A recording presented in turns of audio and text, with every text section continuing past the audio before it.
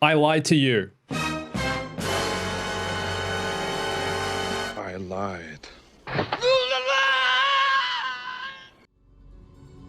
I said it was going to be the next video. My next video was going to be the Rise of Skywalker playthrough. I said that my next video was going to be the LEGO Star Wars The Skywalker Saga gameplay. That's the second time I've said that. But today, the Jedi Survivor gameplay trailer just came out. So I'm like, I have to make a video. I have to. I'm pretty sure on the channel I've made more Jedi Fallen Order videos than I have LEGO Star Wars. It might be close now. Here we go. Also, I have my voice back, as you can clearly see. Thank you to everyone who sent me the lovely messages after having COVID. I really appreciate it, guys. Let's do it. Today, I'm going to go through the new gameplay trailer, talk about the story of the game, everything we learned about that, the combat. There's so many new force abilities, weapon upgrades, so much in this video. I'm going to try and unpack all of it. Here we go. Hey everyone, it's Andrew. Okay, first of all, the opening shot. I know a lot of people are talking about this potentially being Taron Malicos or a clone of Taron Malicos. I really don't think that's the case. I think this is some other Jedi that's for some reason has been locked away in a Bacta tank it's like a cryo chamber, I think. He's been frozen for a long time, and it looks like Cal has uncovered this mystery where he's reawakening him and discovering why he was frozen, potentially by the Jedi in the first place. This guy in the tank is talking about how the era of the Jedi has passed, how it's a new era now, how things have changed. So clearly he's a little bit bitter about it, and I'm assuming he's going to become a villain at some point. You're potentially going to have to face him, fight him. Cal also looks like he's using one of those Jedi communicator devices we first saw in the Phantom Menace. Qui-Gon was using one. It's kind of like a Jedi comms thing. I think that's what it is anyway. It looks really similar. I had the toy of it when I was a kid, so for me it's like it's right in there. And I think he's using that as some kind of remote to open this chamber. All right, gameplay. Magna Guards are an enemy in the game. So just like the previous game had the Purge Troopers with the Electro Staff, this game has Magna Guards. So I'm assuming they'll play quite similarly to fighting the Purge Troopers. It's kind of like a medium boss, medium enemy kind of thing. And yes, you can cut them to pieces. Mostly just with finisher moves, I'm pretty sure though. New force abilities. Cal can pick multiple stormtroopers up at the same time. Here he's picking up 2 scout troopers and it looks like he's about to slam them to the ground. Also, the KX series droids are back. This shot has a KX series droid, a stormtrooper, and what looks like a flame trooper, I want to say. Okay, Cal is fighting someone who is using his lightsaber. We know that based on the teaser, Cal's lightsaber falls into the wrong hands. Someone takes Cal's lightsaber away from him or he loses it in some way. So here he's actually fighting someone who's using his saber. It's the same, look, it's got the same emitter. There's also something very special they've done with the saber, which is revealed in one of the final shots of the trailer, and that's the Kylo Ren thing. It comes out of both sides. Why?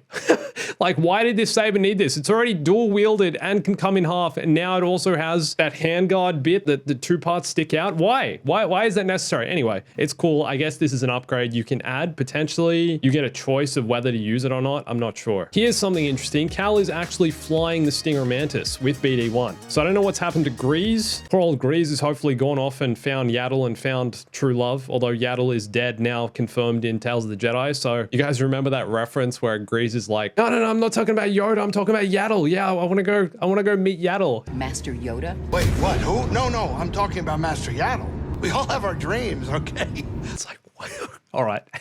Also, Cal clearly isn't too good a pilot because he's crashing the Stinger Mantis here. He needs Grease back in the ship. We all have our dreams, okay? This is a new planet. It looks kind of like Cloud City in the sky with those hovering things, but I don't think it's Bespin. I really don't. I think it's somewhere new. Seer Junda, Cal's former master, kind of, not really, but she's had a haircut. As you can see, she's also got some new tats. But what's more interesting about this is that she's in some kind of Jedi library. This looks really similar to the library in Coruscant we see in the prequels. Here behind her, there's all the Jedi archives. So I think she's probably rebuilding some of the Jedi archives, the Jedi Order. Perhaps that's what she's been doing over the past 5 years. That's another thing. The story of this takes place 5 years after the events of the first game. So much has probably happened in that time. Cal has moved on from being a Padawan to become a Jedi Knight. That's why he's got all these new force abilities, which you'll be able to upgrade and customize on a skill tree. So at the start of Jedi Survivor, it's very likely you're going to begin with all the abilities or most of the abilities we had in Jedi Fallen Order, and then you'll be able to develop more and more as we go along. It also looks like different combat stances are going to be a thing, potentially similar to what we had in Ghost of Tsushima. So in Jedi Fallen Order, obviously you started with single blade and then you got the double blade, and then you'd also unlock a few combo moves where Cal would separate the lightsaber and you could go dual wield, but only for a few combat moves. But in this game, it looks like you can play the whole time using dual wield, using a double bladed or using a single bladed. So I think they're different stances that'll probably work better on certain enemies, which is how Ghost of Tsushima worked, which is how using double bladed lightsaber in the first game worked. Everything in this game is developing on what that first game had. Also, you can ride animals.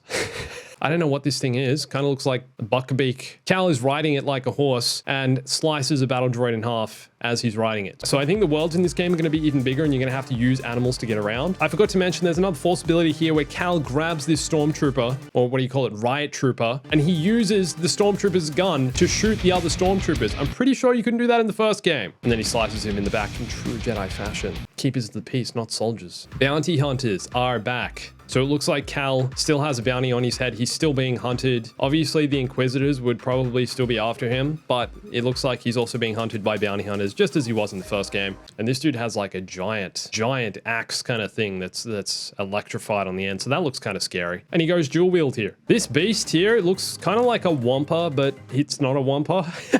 It's like a brown Wampa. His face, look at his face and build though, look very similar to a Wampa. I'm not sure what this creature is called. It could be a new creature. Okay, here's another enemy to get excited about. These guys look like Death Troopers. They have electro staffs and appear to be one of the heavier Imperial enemies, which you can also slice to pieces with some finisher moves. Here, Cal slices this guy's legs off and then looks like he takes off his face.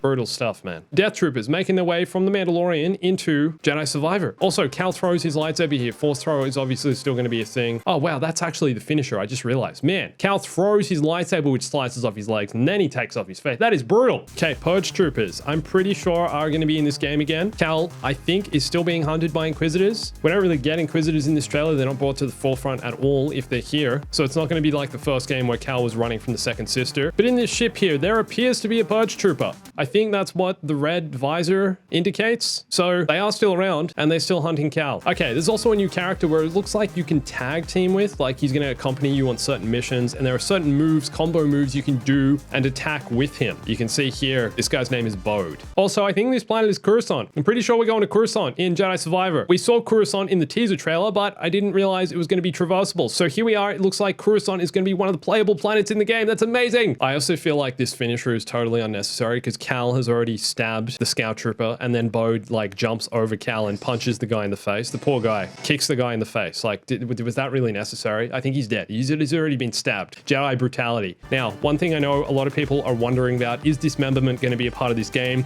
Honestly, it looks like it's going to be very similar to the first game, where dismemberment will only be a thing on animals and droids. I don't think you're going to be able to slice up stormtroopers. I don't think you're going to be able to take any of their limbs off, as we were all hoping for. But one day there will be a mod which will allow you to do so, just as there is with Jedi Fallen Order. Love that mod. Unfortunately, it's only for PC though. You'll also be fighting lots of big animals. There's new creatures, new enemies. I don't think any have returned that I've seen. I'm hoping that character customization is going to go a lot deeper than it did last time. It already seems like it will, because there's been leaks and reveals. Last week there was a Steam leak where you can actually customize Cal's blaster. You can equip the DL-44. You can change his outfit. There are outfits inspired by other Star Wars characters like Luke Skywalker, Han Solo, that kind of thing. But what I'm hoping for is Cal's facial customization. I hope you can give that beard a trim. I hope you can grow it out and create a massive beard. I hope you can cut his hair. I hope you can do stuff like that. I'm not sure you'll be able to. You'll definitely still be able to customize his lightsaber, as well as his other weapons, BD-1, and his outfit, but I'm not sure about his face just yet. Stay tuned for that one. Okay, these battle droids here are actually carrying melee weapons. They look like these giant axe kind of things. I've never seen a battle droid carrying a weapon that's not either electrified or a blaster, so this is kind of weird. Obviously, these are custom battle droids. Someone has reprogrammed them for a specific purpose to defend whatever this place is here, but that's new. Cal's force freeze ability is still a thing in this game. Here, Cal freezes 4 droids. Cal grabs one of the battle droids and shoots a super battle droid using him. That's pretty cool. Super battle droids are also in the game. There you go. Now, the game also looks like it has updated platforming and traversability. Cal has a grapple now, which you can use to grab onto, I want to say that's like a beam, a railing, and he swings across using that. You can also use Cal's saber to get around, as here we can see him sliding down this wall. Platforming in the first game was already great, so I'm glad that they've built upon it. The first game set such a great foundation for all of this, so I think there's a lot to look forward to. Man, this saber at the end, I swear,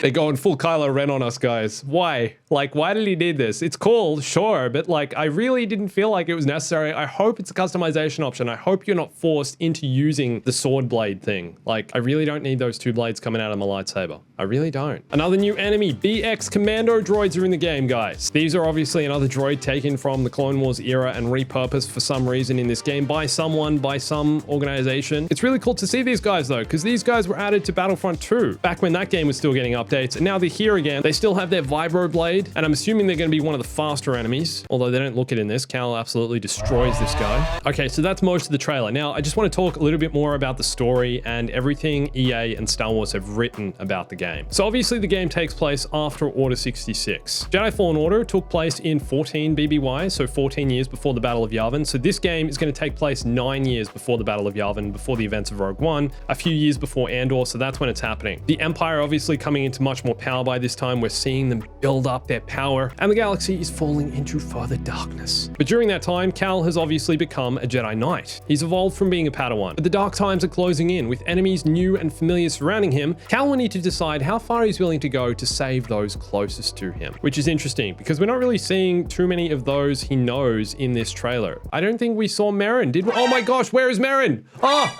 No, where's Merrin? Guys, his long lost love, Merrin, is not here. That's so sad. We need Merrin. Did I completely miss her? No. Don't tell me I missed her. Wait, 1 second. Okay, this guy here looks like he's also from Dathomir. The guy at 131 in the trailer, guys, potentially he has something to do with Merrin. Maybe Cal is on some journey to save Merrin. Maybe something happens to Merrin. Seer looks fine. Don't know what happened to Grease. Let me have mine. But Merrin is completely missing. Guys, he's totally in love with her, as if they weren't flirting in every scene in Fallen Order. Come on. I've worked it out, guys. It's basically Donkey Kong. That's the story of this game. Donkey Kong has taken Princess Peach, Cal is Mario, and he's going to Donkey Kong's castle to get the princess back.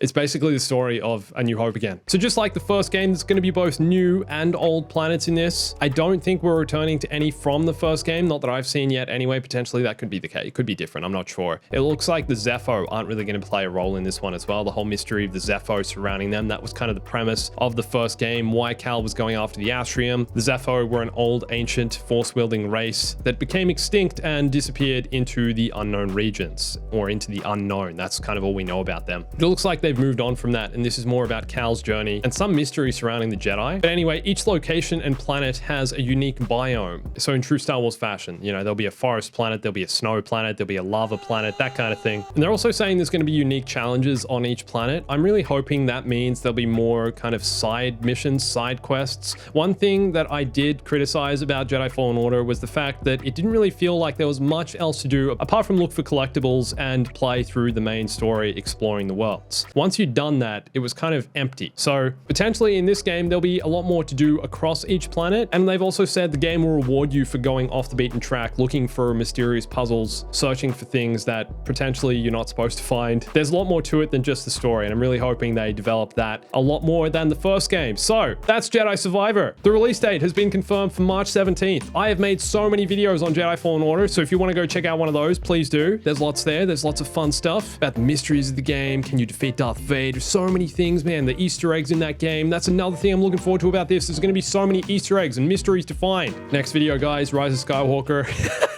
I'm sorry. We'll get there, okay? I mean, everything's happening. Look, I did the face reveal, got COVID. The entire galaxy, the universe is trying to prevent me from playing The Rise of Skywalker, and then they release all this. And I'm like, well, obviously I have to make videos about this. You guys understand. Thank you so much. Thank you also to everyone who's joined as a member and bought my Bombastic special, the Saber. For those of you who don't know, I just partnered with a new Saber company called Fine Edition Sabers. And this, my very own custom Bombastic Saber, will make a fine addition to your collection. If you want one, I'll leave a link in the description. Right now, they have 20% off. Go check it out. And thank you so much for watching this, guys. My name's Andrew. I'll catch you soon. Stay bombastic.